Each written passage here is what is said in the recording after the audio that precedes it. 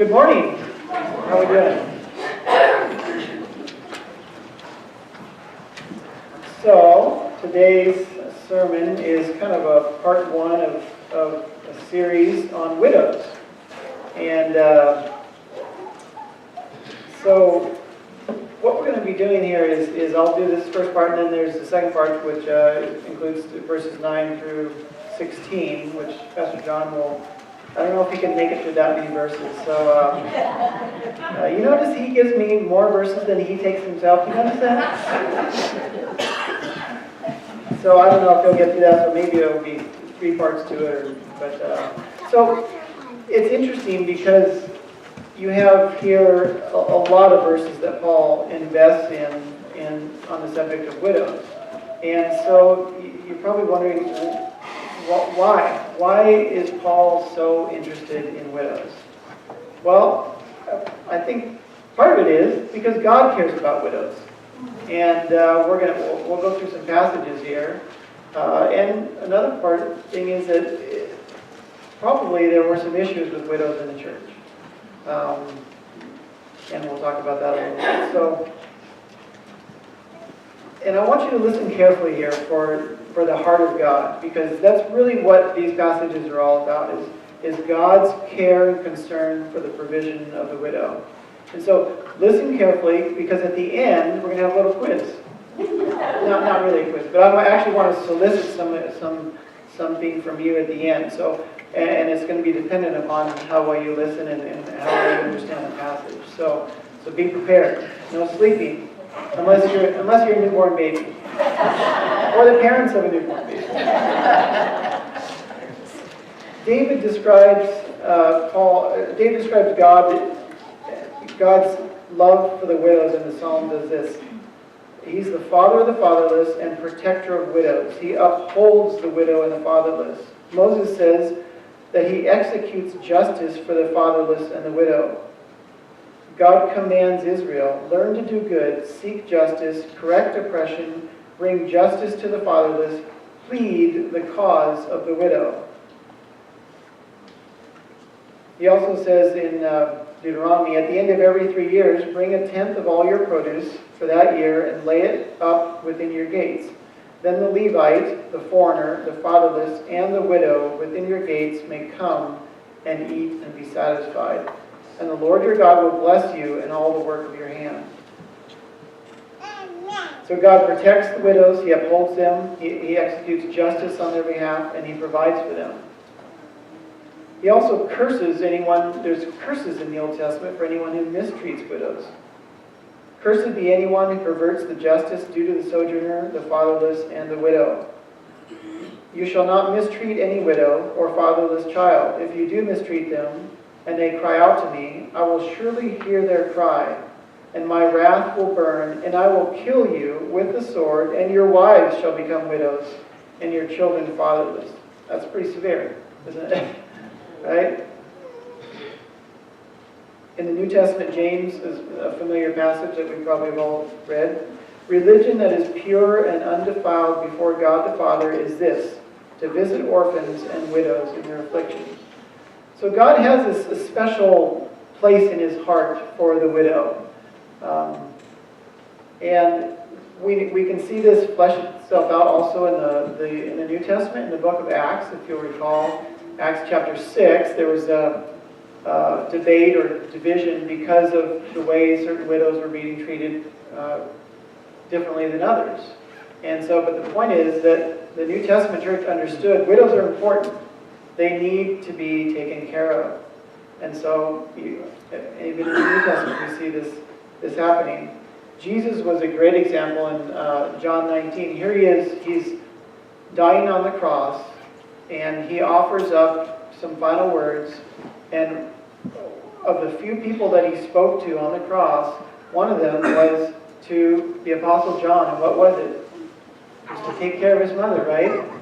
He said, behold, your mother. And so Jesus, even as He was dying on the cross, one of the things that He was thinking about was, who's going to take care of my mother?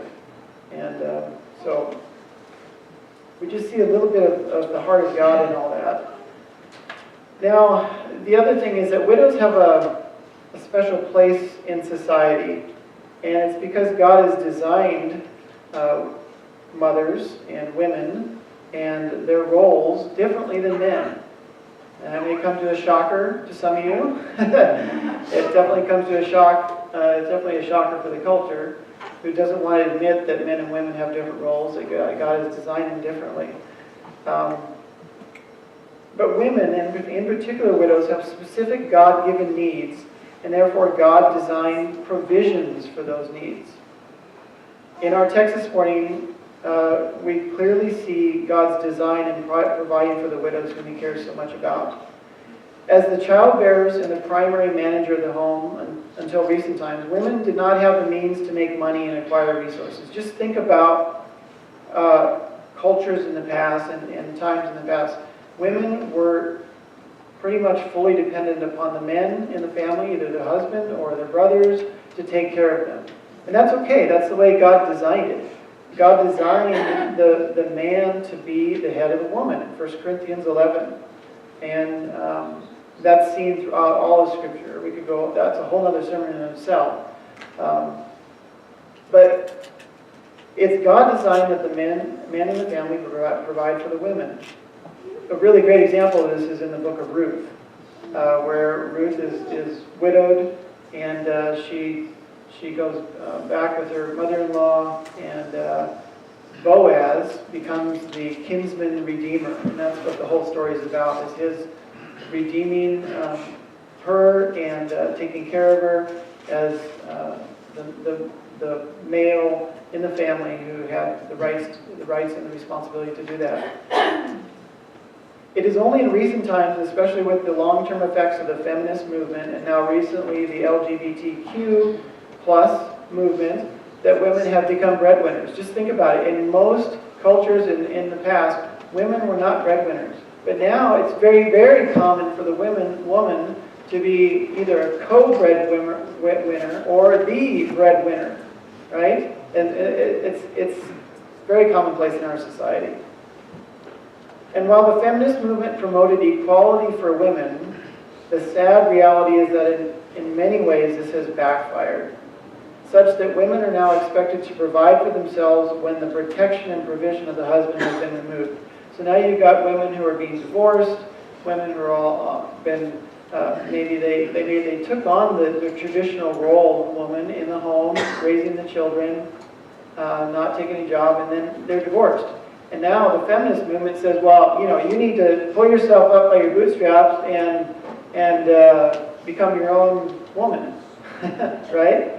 Well, so it's left a lot of women destitute, and a lot of women without the normal safety net of the culture, of the family, even of the government, to take care of them. So while it's true that in the West, women have more opportunities and more resources in which to survive the loss of the husband than they did in Bible times, the God-designed support system of the husband and the family has been dissolved, essentially, by the feminist movement, thus leaving many women without help.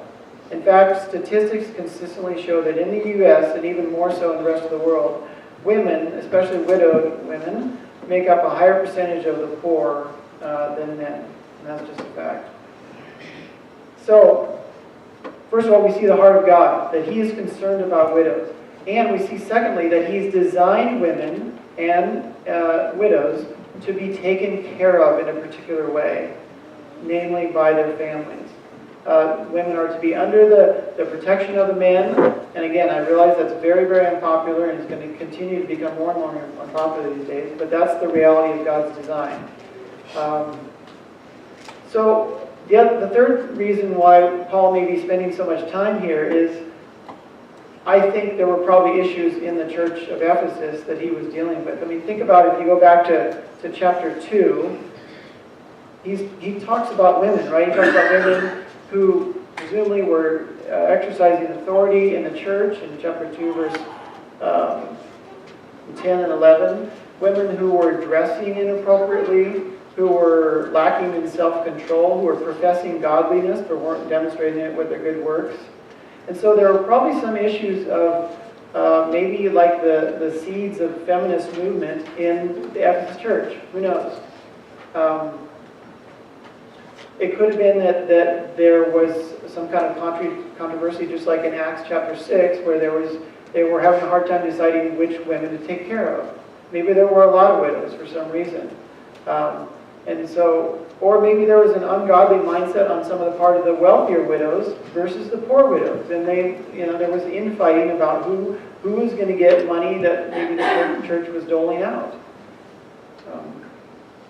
It's interesting because in the book of Ephesians, Paul also writes quite at length about women and their relationship to their husbands.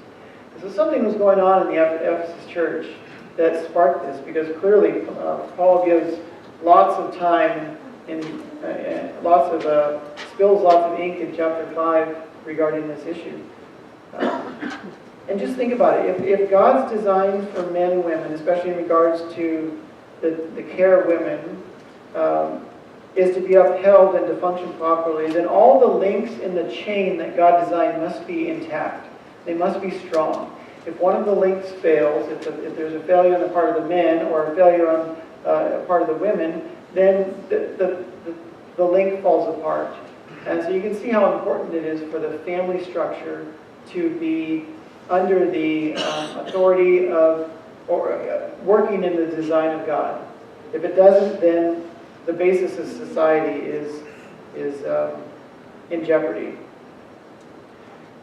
Today's attack on the family through the sexual revolution, the LGBTQ movement, the redefinition of marriage, the unbiblical perspective toward women fostered by the feminist agenda has wreaked havoc on the safety net that God has designed for women. So, you may have read this passage before and thought, well, widows, okay, does that really apply to us? Does that really apply to 2019? Well, we have probably some of the similar issues that the Ephesus church had. And we actually probably have some more challenging issues with the dissolution of the family, with the dissolutions of marriages. And so this is a very, very pertinent topic. And it would be pertinent enough if we just said that God cares about widows. Okay, so because there are widows among us, because we all have mothers, and we all know widows, then God, if God's concerned about it, then we should be concerned about it too, right? Yeah. So let's dive into the text.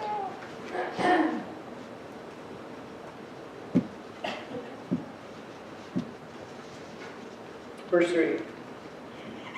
Honor widows who are truly widows.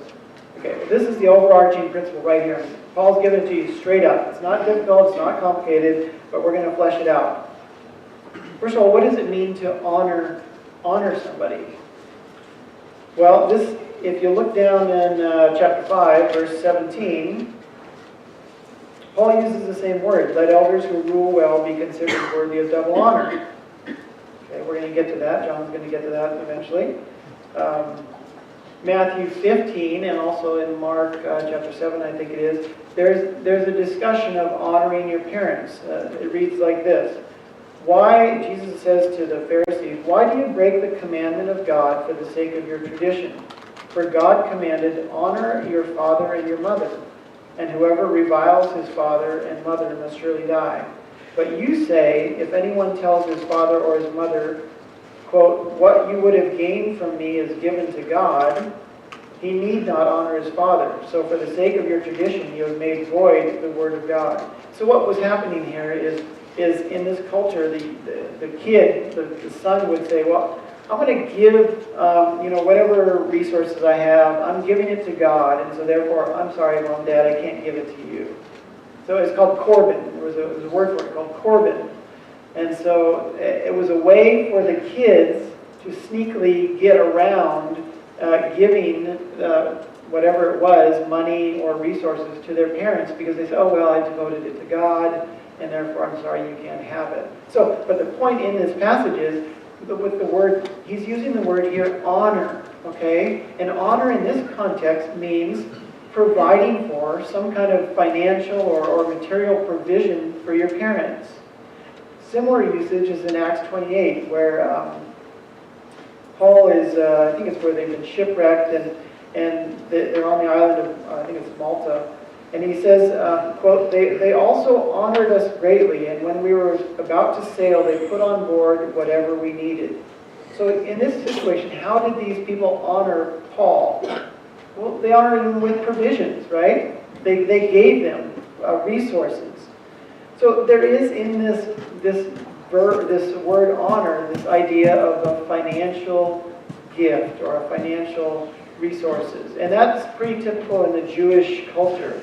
And it's not that different in our culture. In fact, we use the word honorarium, right? For someone who speaks and gets, you give them some money, that's called an honorarium. Well, you're honoring them by giving them some kind of gift.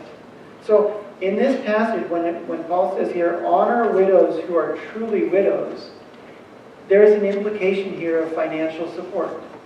And it's the same thing with chapter 5 down to verse 17 when he says, let the elders who rule well be considered worthy of double honor. It's a roundabout way of saying, hey, you need to help these people financially.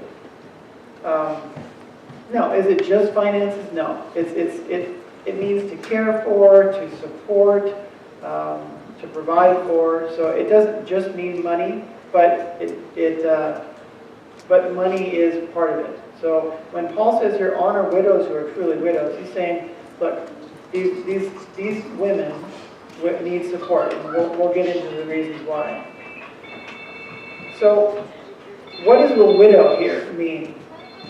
And we take it for granted, we just read it in the English, and, but there's actually the word behind it in the Greek means someone who is bereft, someone who is desolate, someone who has suffered loss or who is deficient. And it's actually a pretty broad term. And so in this case, a woman who is bereft of her husband, it could include that their husband died.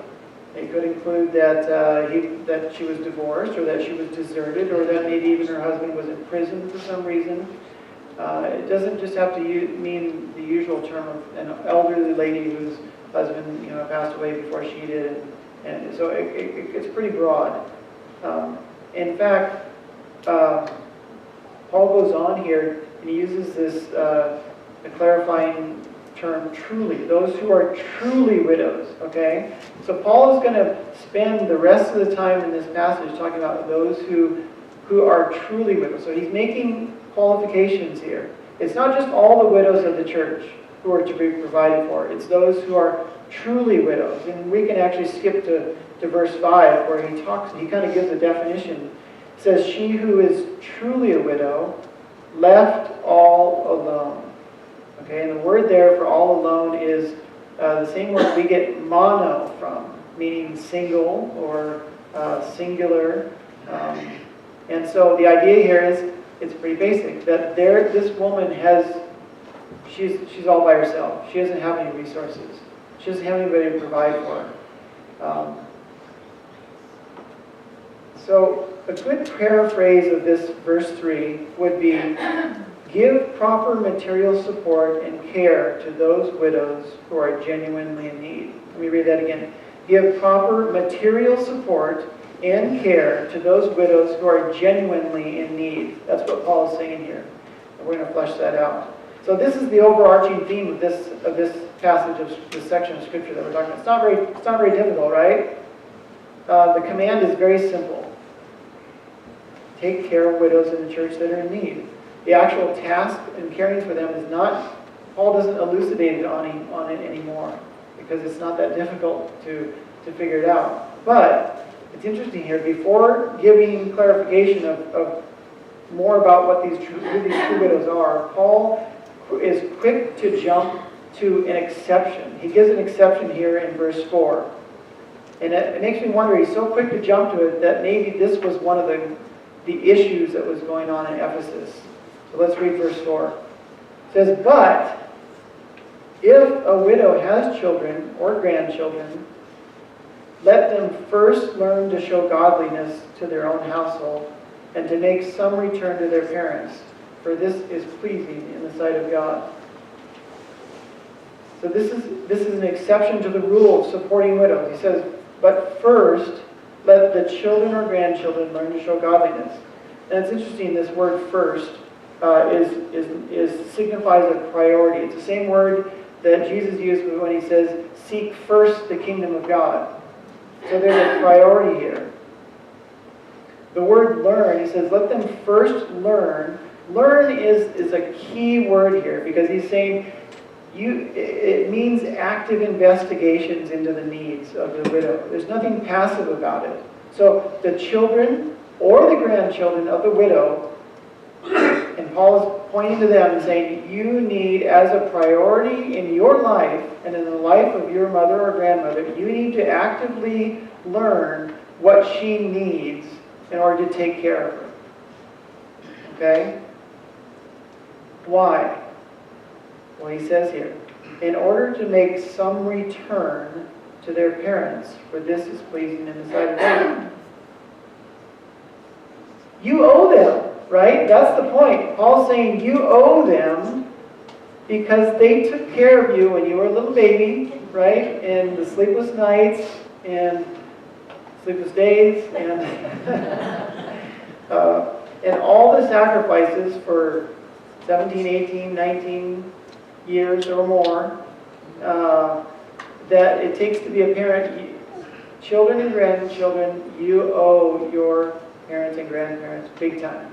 And Paul's saying, this is your opportunity to make some return to them because of all the sacrifice, the years of energy, time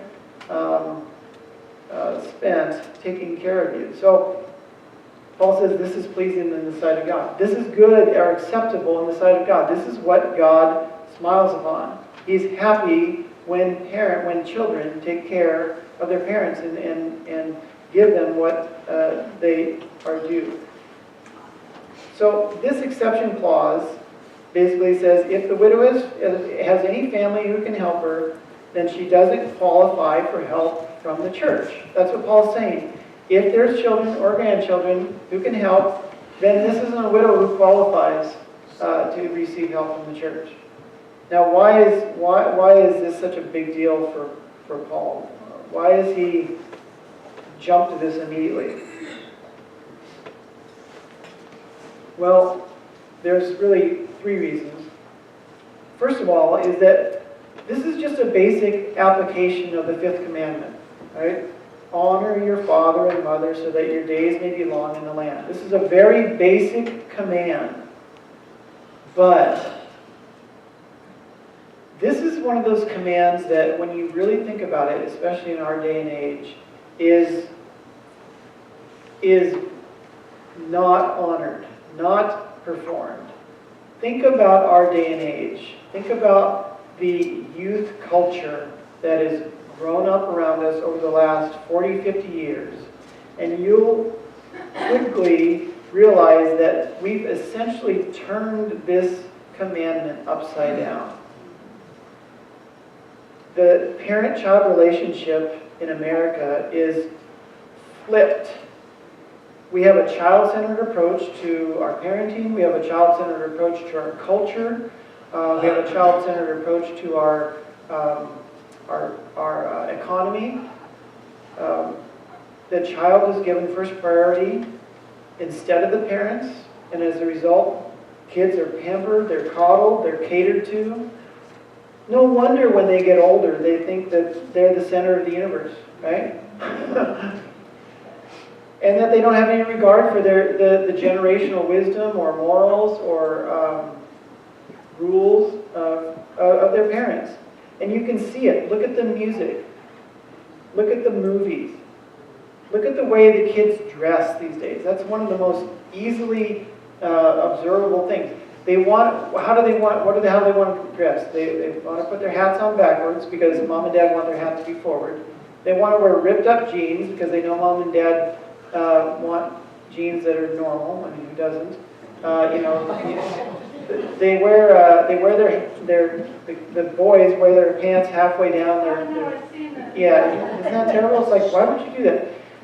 They want to wear things like wool hats inside, right? Because they know that that's a ridiculous idea. But whatever's against their parents, they'll do that. That's the culture, and that is promoted. And bottom line is that is a violation of the 5th commandment. It does not honor your parents when you ask them to dress in a way that they don't want you to dress. And that's just the way, the whole youth culture. So this is very pertinent in our day, but it was pertinent back then too. It's one of these things that just easily slips by, this honoring of your parents.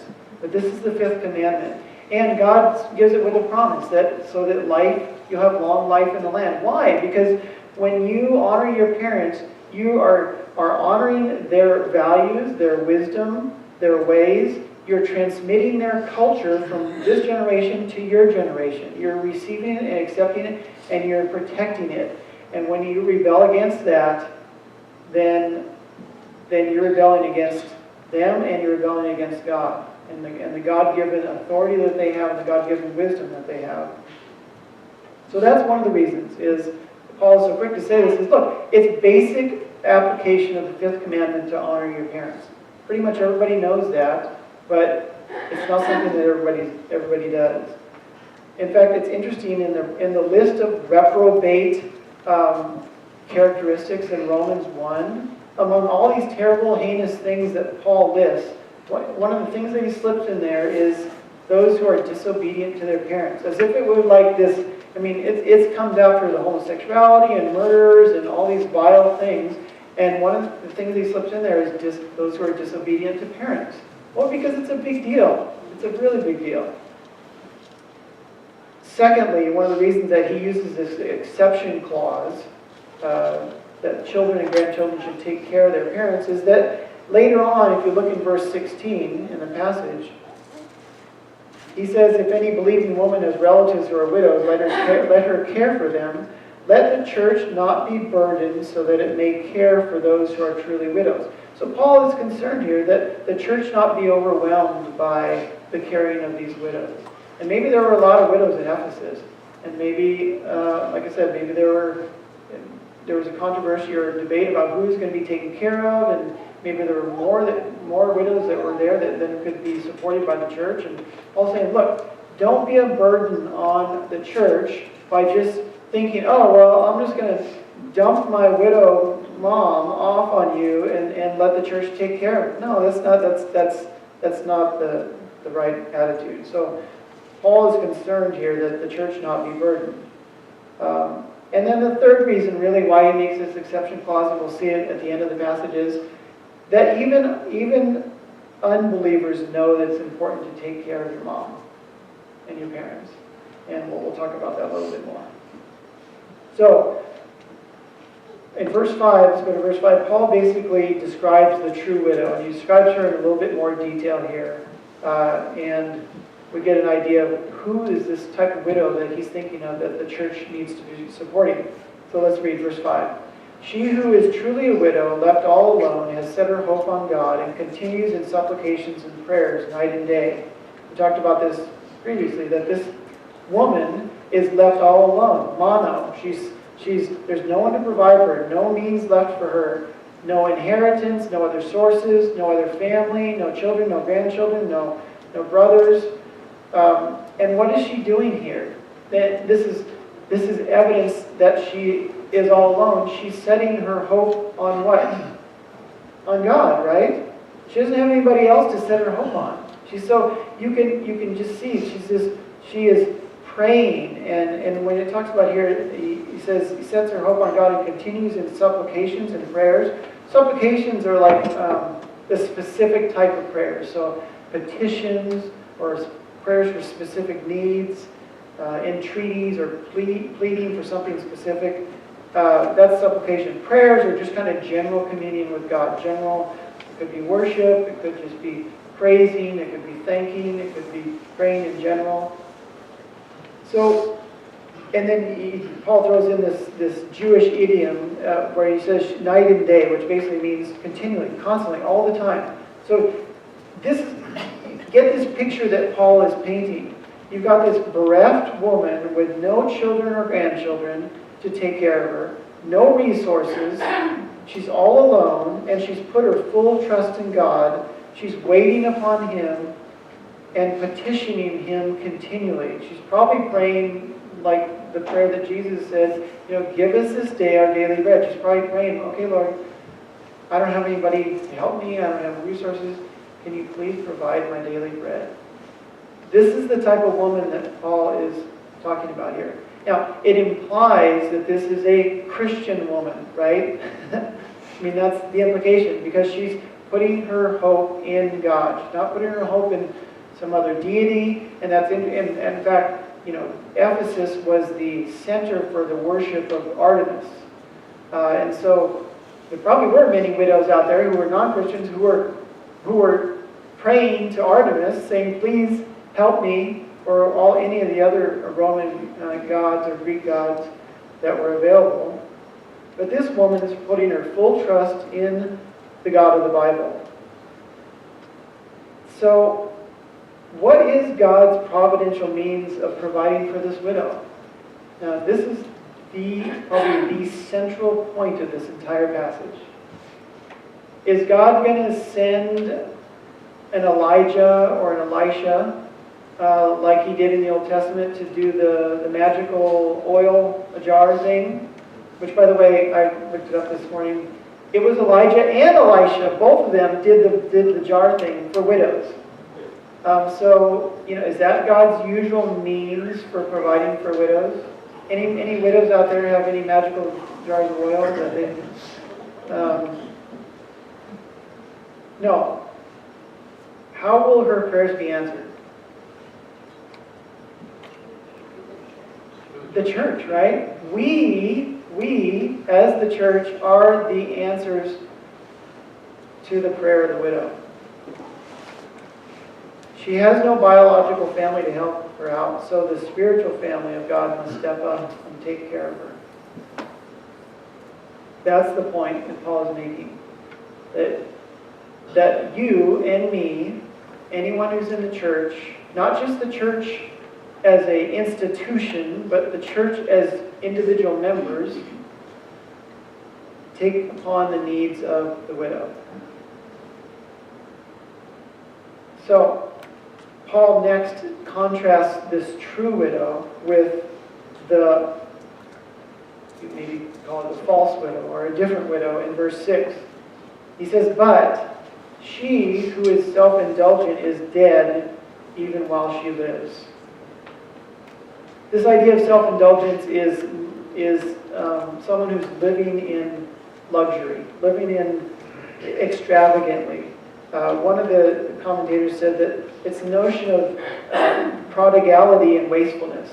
And when you think prodigality, you think the prodigal son, right? So you can think of the prodigal son, how he had all these resources from the inheritance from his father, but he went out and he lived extravagantly and he wasted it. That's the idea of this other type of widow. She's someone who has resources, but she's somehow wasting it in her life. And it may be sinful, and I think that's the idea here. She's sinfully spending it on her own pleasures. Because Paul says, look, she's dead even while she lives. So Paul's basically saying this is an unregenerate widow, whose happens, maybe she's in the church, but she's not living a life that's oriented towards God. So he's contrasting here this first widow who is oriented towards God, who's all alone, who has needs, with this other woman who has resources, but she's oriented more towards herself, and she's just wasting. And Paul's saying, that's not the type of widow that you are to support. Maybe it's a reference to some of these women in chapter 2. Maybe it's a reference to the women in verses 11 through 15, which Pastor John will get on, we'll talk about later. Don't know exactly, but this is the type of widow that we do not support as a church. Now, look, it doesn't mean you don't reach out to those type of widows. It doesn't mean that you neglect to love them. It doesn't mean that you don't share the truth with them. But what Paul's saying here is we don't use kingdom resources to support those types of widows. Paul goes on in verse 7 to say, and this is, I think, where you really start realizing that Paul is serious about what he's talking about these ideas. He says, command these things so that they may be without reproach. Well, what are these things that Paul is talking about? Well, I think it's two things. Honor widows and let the children or grandchildren take care of their respective mothers or grandmothers. Those are the two things. Basic, right? Very basic. Honor the widows who are truly widows, and let the children or grandchildren learn to respect and take care of their mothers or grandmothers. The they here, where he says, command these things as well so that they may be without reproach. I think he's talking primarily, the they is those children and grandchildren.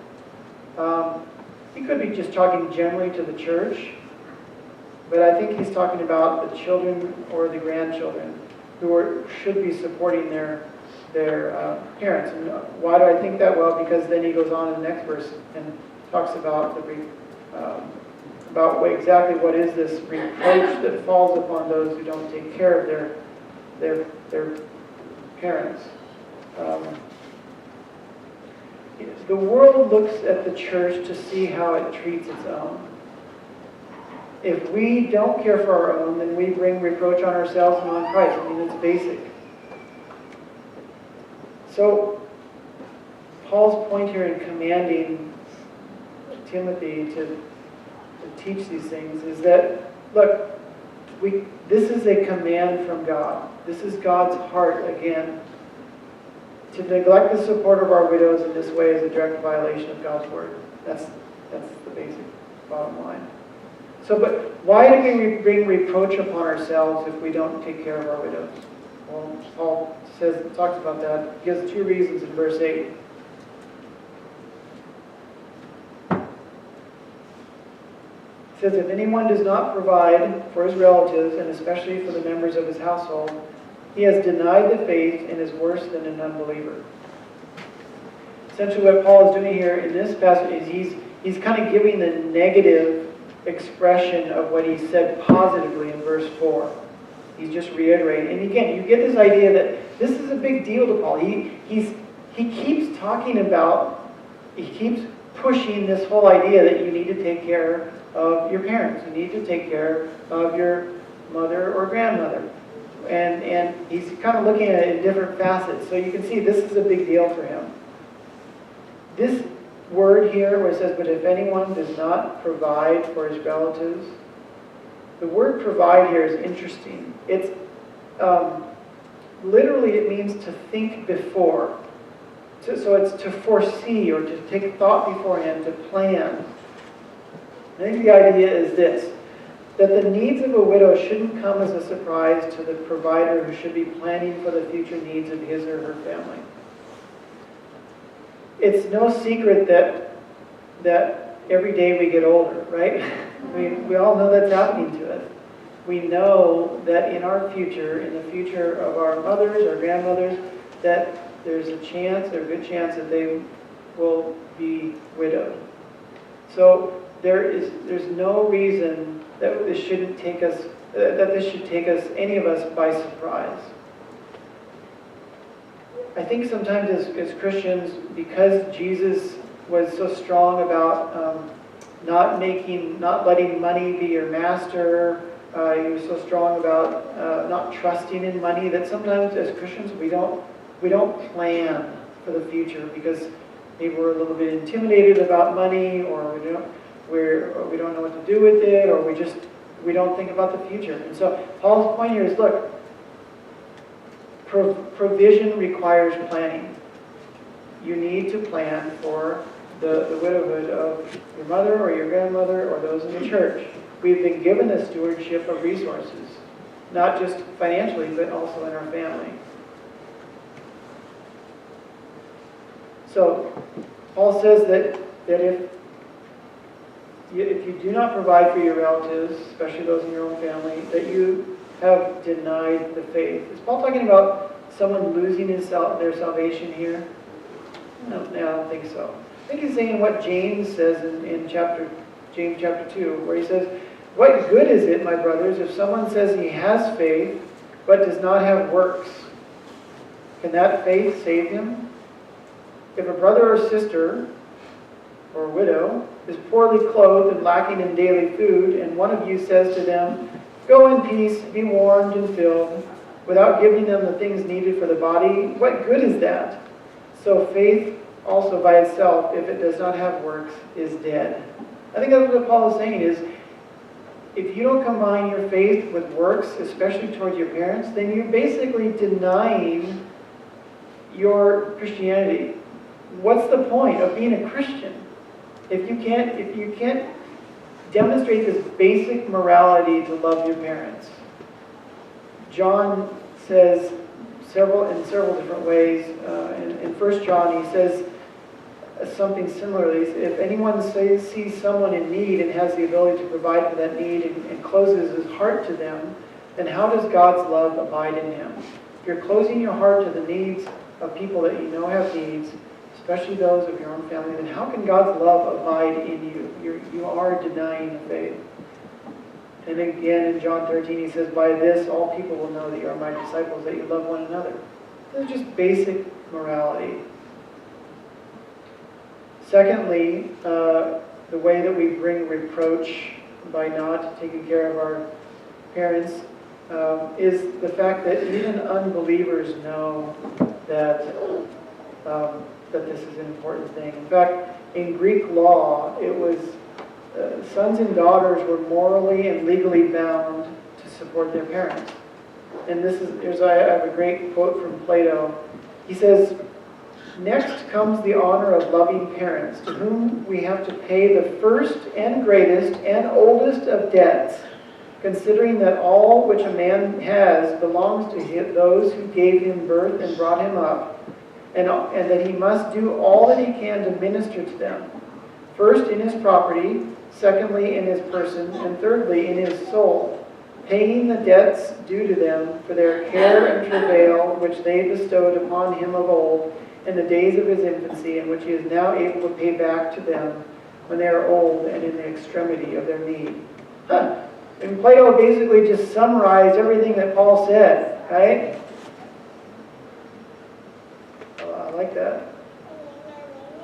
So even if an unbeliever knows that it's important to take care of your mom or your grandmother when they're in need, then how much more should a believer who knows God, who loves God, who's been saved by God, who knows God's heart, and is commanded by God to take care of widows, how much more then should we as believers be diligent to do this?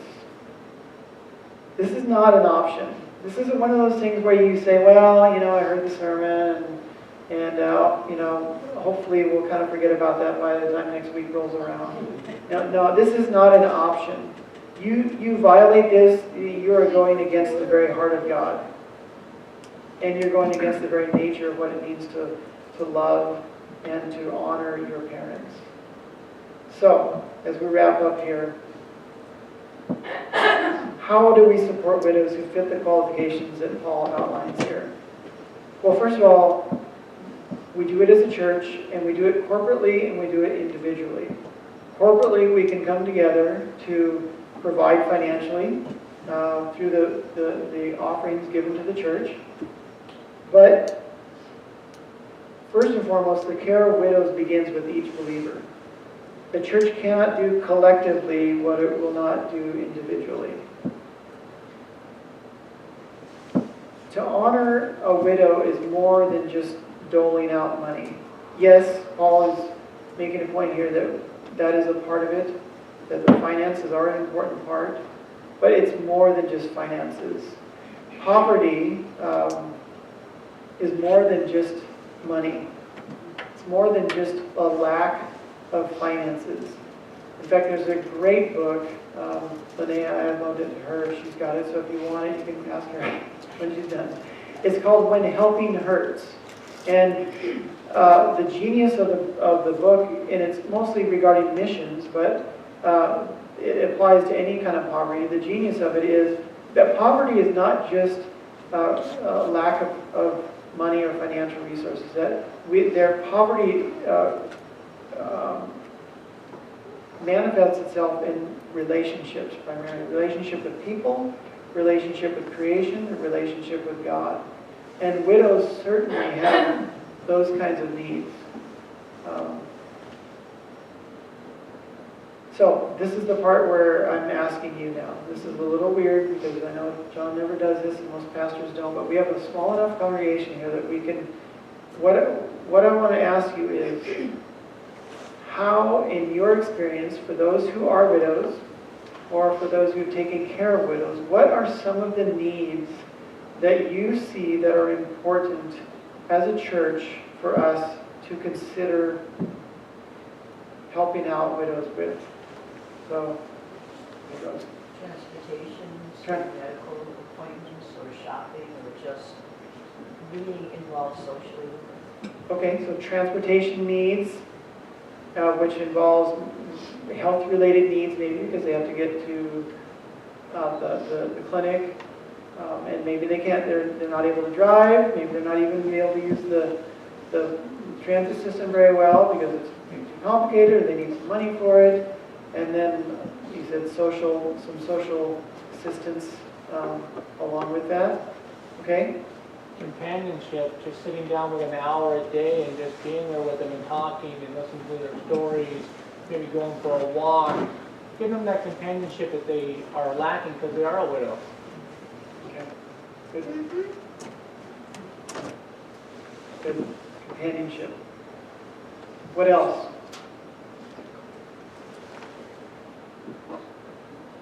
Doing things with them, for them, that they can't do. Okay. Like what? Helping around their house, helping around their yard, Okay. helping them just do things that they can't do Yeah. because of their age or the problems that they're in. Some of us now have that problem. We're not old yet. Well, I'm really blessed because so many people have offered to do this for me. And I haven't taken up on it. But someday I'm going to move probably this summer so you guys will get to know probably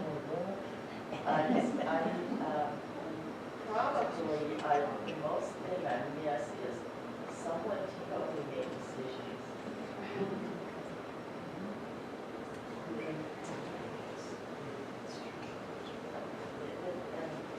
To have someone help me make decisions, I have to open up myself. And I have to talk to people that I feel are in a position to help me for that particular decision. So it's not their fault. So if I can do anything that's not their fault, I'm desperate. Anything else? Lynette, you're saying too, it's like in which they come, and I know what even my mom, it's like just having to listen, just to sit and listen, because of different things. And I know my mom enjoys just trying to go out and have someone go take her for a ride. We get so tired of being, yes, we take them out socially and that, but just to get out and see God's creation sometimes, and she can't use a cane or a walker now, and is legally blind in one eye, but still, she can see and she appreciates. And I think time,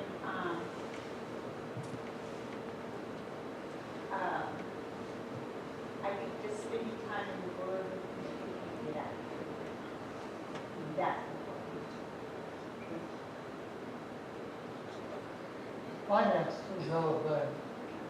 A lot of hopefully they understand finance. Pretty soon they'll write checks and rewrite checks. It takes someone that they're really going to trust to want to let them say, here's my checkbook, take care of that. Yeah. So you have the utmost integrity at the same time we're honoring them. Good. Well, these are all. Oh yeah. I think spiritual encouragement would be a really good thing because a lot of widows are saying to God, why? Why am I in this position? And they need encouragement of scriptures. Yeah. That's a good You know one. that God hasn't abandoned you at all. Yes, that's a good part of one. what you're talking about. The church needs to stand in and take that role Yeah, and show that God cares about you and He's doing that through us. yeah. He still is. Yeah, in fact, depression is pretty prevalent among widows and just anyone who's suffered loss like that and is aging and wondering, what am I doing here? We have health issues that causes that or contributes to that. And so, yeah, that's a good point. I think it's important to remember sometimes there are young widows that have, I have a good friend who's a young widow with 2 young children, that her children can't take care of her, she's providing for them, and I know her big things are like, when her youngest, who's like 2, gets really sick and she needs somebody to watch the older one so she can take the younger one to the doctor, or having that kind of support as she figures out how to raise her kids in a situation she never planned. Yeah. And so I think as a church and as individuals, being aware that sometimes widows don't fit the stereotype that we think of as a widow. And so being sensitive to those needs as well that are different. Yes, that's a good point. That's an extreme point too. My mother was a young widow at 35 with 9 children, one being 2 years old. And had always relied on the husband being the head of the house. And having to go out and work and not having someone to talk to listen to, and we did belong to a church, was a Christian, and the depression went on forever. So yes, that is extremely important to go and support, just to be there, to, offer to babysit, just even for both of her children, so that the mom can visit with another Christian sister to, fellowship with. So that's an extremely important thing. Good, well, yeah, let me, Sometimes people think of divorced women as, having a bad mark and you need to take care of yourself. But I think we need to look at women who have no husband, maybe not because of death, but maybe she wished he had, but some of, and that's not always true, I shouldn't say, but women that are single and have children from maybe not being a death, they fall into that same category of all of us. yes.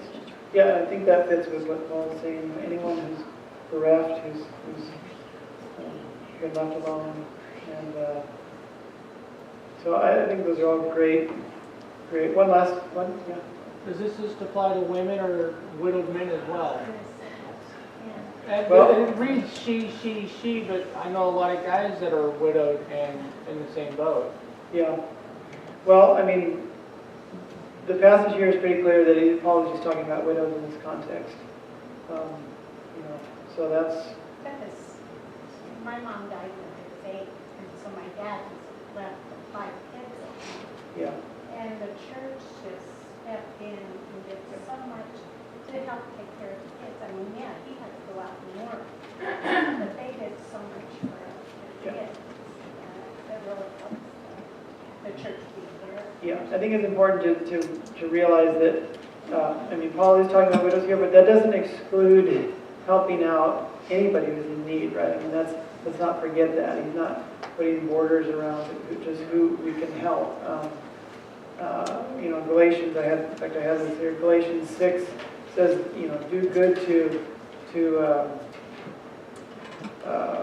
everyone, especially those in the household of faith. And as we have opportunity, let us do good to everyone, especially those who are in the household of faith. So Paul's not excluding that. He's just pointing to a specific need here in the Ephesian church. And so, but these are all really good ideas. Let's go ahead and close. I appreciate all your thoughts. And so let's go ahead and pray.